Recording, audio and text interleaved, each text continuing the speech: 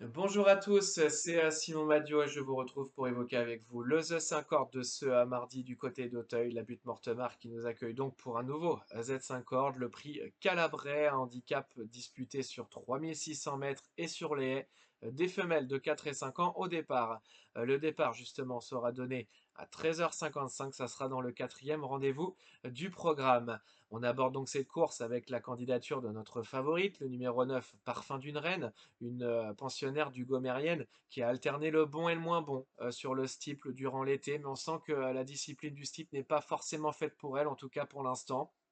Par contre, sur les haies, elle a montré de vraies belles choses, et sur cette piste d'Auteuil, et dans cette catégorie des grands handicaps. Clément Lefebvre est en selle, elle arrive quand même avec une certaine fraîcheur, et son mentor a annoncé qu'elle avait été préparée pour cette épreuve, bien placée au poids. Elle a clairement une place de solide favorite, solide candidate au succès dans cette épreuve.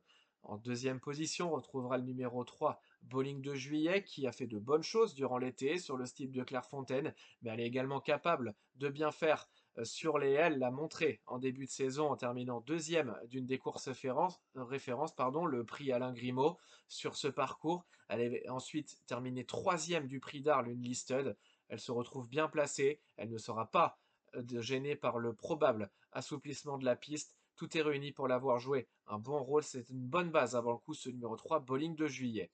En troisième position, on trouvera le numéro 4, Adrénaline, qui a battu Bowling de Juillet dans ce fameux prix Alain Grimaud durant le premier semestre. Elle avait ensuite confirmé par une nouvelle victoire. Elle reste sur 3 succès. Certes, c'est une rentrée. Elle a désormais moins de marge au poids. Elle est désormais plus haute en valeur. Mais cette jument qui a tendance à être un petit peu électrique doit vraiment bien se préparer le matin. Sur sa fraîcheur, on la sent encore une fois capable de jouer un très bon rôle. En quatrième position, on retrouvera le numéro 11, Cristal du Seuil, qu'on ne présente plus dans ce genre de tournoi. Elle a bien fait dans les handicaps tout au long de l'été, dans des lots parfois un peu plus relevés. Dernièrement, sur cette piste d'Auteuil, elle a encore une fois bien tenu sa partie. Alors une piste plus lourde pourrait vraiment la désavantager. On la sait plus percutante sur des sols rapides, mais si Angelo Zuliani arrive à lui trouver, à lui donner pardon, le bon parcours, lui trouver les bons dos, sa pointe de vitesse devrait encore une fois lui permettre de terminer dans la bonne combinaison. En cinquième position, on retrouvera le numéro 1, Ocre, qui a très souvent bien couru sur les balais. Elle a encore d'ailleurs gagné son handicap en début de saison du côté de Compiègne sur les balais, donc à une valeur de 58. Elle est désormais pris plus haut. 71 kg et demi pour une rentrée, c'est pas évident, mais finalement cette jument de Jean-Bertrand de Balanda a tendance à être toujours mieux sur sa fraîcheur. Elle va de l'avant dans un parcours. Si personne ne l'embête devant, elle est capable d'aller loin. Attention à ce numéro 1, Ocre. En sixième et dernière position, on retrouvera le 10 Silver Buckle qui dépend d'une écurie en très grande réussite actuellement. Alors la jument n'a que 3 parcours dans les jambes, elle est forcément difficile à cerner, c'est un premier handicap, elle manque de référence à Hauteuil mais avait tout de même plutôt bien couru sur ce parcours, c'était dans l'important prix Ex Voto lors du week-end du Grand Steeple au mois de mai. Elle terminait cinquième ce jour-là dans un lot quand même plus relevé.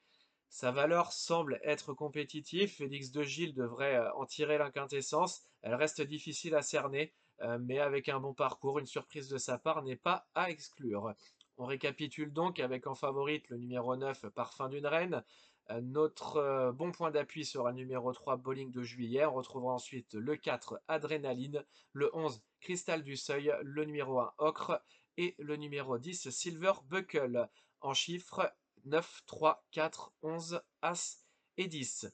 Pour les repérer, on reste dans un premier temps du côté d'Auteuil, en Réunion 1, avec tout d'abord le 707, J'ai la cote, un cheval qui a toujours bien couru sur cette piste d'Auteuil, dans les gros handicaps d'ailleurs. Il terminait à l'arrivée de ce prix mandarin l'an dernier. Il adore cette distance. Dernièrement, du côté de Cran, il a quand même bien couru dans un lot qui était plus relevé. Ici, il se retrouve avec du poids, mais il est compétitif à cette valeur. L'assouplissement de la piste ne devrait pas le déranger. S'il se montre appliqué d'un bout à l'autre du parcours, il est clairement capable de terminer sur le podium et même mieux si tout se passe vraiment bien.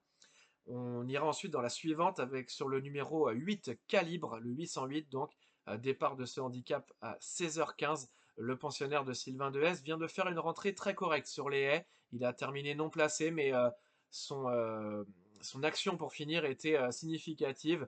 Il sera monté en condition sur cette épreuve. On le sent désormais avoir plus d'avenir sur le steeple. Il a d'ailleurs fait de bonnes choses sur les gros d'Auteuil durant le premier semestre. Il est compétitif à cette valeur. Clément Lefebvre est en selle. S'il est en embuscade à l'entrée de la ligne droite, attention, il peut venir mettre tout le monde d'accord.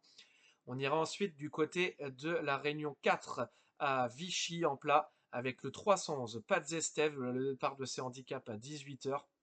Le pensionnaire de Rémi Fradet a fait de bonnes choses durant l'été sur cette piste de Vichy en gagnant, en prenant des accessites. Ses deux dernières courses sont peut-être un peu moins bonnes, mais attention, car sa dernière sortie n'est pas si mauvaise. Sa 7e place était plutôt encourageante, montrant qu'il était encore compétitif à la valeur qui est la sienne désormais. La piste plus lourde devrait l'avantager, devrait le servir. Il est facile à monter et sera associé à un jockey en forme. Attention à ce 311, Pat Zestev, on est assez confiant avec lui. Enfin, on terminera du côté de la Réunion 3 à Vincennes pour la petite folie avec le 605 Marisa du Châtelet qui a clairement passé un palier durant l'été. Elle a gagné sa course du côté de Divonne-les-Bains. Elle était partie au galop ce jour-là. Elle a ensuite fait le tour des autres. Elle a été longtemps le nez au vent et a malgré tout très bien soutenu son effort pour s'imposer. Dernièrement, elle découvrait la Cendrée de Vincennes sur 2175 mètres. Elle a encore une fois bien tenu sa partie. Alors elle manque en plus un peu de vitesse, on peut penser que les 2700 mètres vont vraiment l'avantager. Il ne faudra pas se retrouver nez au vent comme les dernières fois pour espérer gagner, mais si elle peut se faire ramener, attention à ce 605 Marisa du Châtelet, d'autant que la cote devrait être intéressante. On récapitule donc au niveau de nos repérés. En Réunion 1, le 707 J'ai la cote et le 808 Calibre. En Réunion 3, du côté de Vincennes, la Petite Folie, le 605 Marisa du Châtelet. Et en Réunion 4 du côté de Vichy, le 311 Pat Zestev. Demain, vous retrouverez Hugo. Je vous retrouve en fin de semaine pour une nouvelle réunion à Auteuil.